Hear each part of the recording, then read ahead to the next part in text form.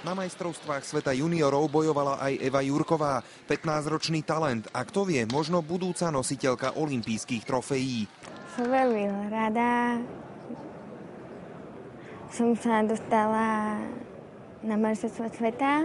Evku na súťaži sprevádza aj jej hrdý otec a hrdosť je dvojnásobná. V reprezentácii je totiž aj jeho staršia dcéra Ľudka. Som strašne šťastná, že som sa tu dostala. Sú to strašne dobré hráčky z celej Európy, z celého sveta. Som šťastný, viete ako to.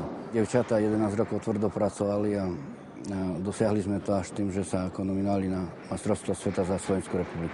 Dievčatá sú pritom z malilinkej obce zvanej Miňovce. Naša obec má 360 obyvateľov a sme známi tým, že hráme Slovenskú extraligu a Medzinárodnú superligu žien v stolnom tenise. Celá obec im teraz drží palce. Áno, držia a pozerajú na televízie. Cesta na majstrovstvá sveta nie je jednoduchá ani krátka. Začína sa často ešte v predškolskom veku. Evka mala iba 5 rokov a staršia Ľudka mala 8 rokov, keď začala stolný tenis. Štandard je, že od tých 6-7 rokov je to nevyhnutné. Evka má však aj iného súpera ako toho na opačnom konci stola, no zvláda ho tiež bravúrne. Sluchový postih, a to je dosť veľký, zhruba asi 96%. Má veľmi kvalitné načovacie aparáty a ja si myslím, že ona to ani nevníma. Ja osobne žiadny rozdiel v tom nepociťujem. Dievčatá i chlapci v reprezentácii si rozumejú. Áno, rozumieme. Keď ale Ľubka a Evka musia hrať proti sebe, sestierská láska ide bokom. Vtedy sme super, keď sme sestry pri stole.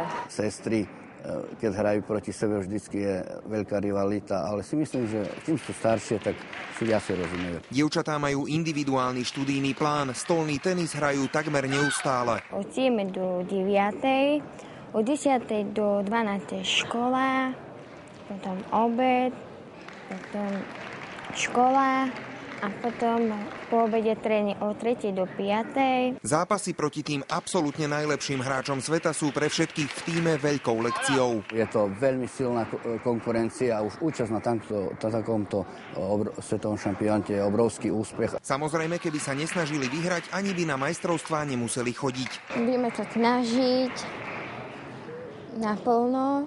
Podľa trénera čas našich mladých talentov ako Evky a jej družiek v tíme ešte len príde. Majú pred sebou tú budúcnosť.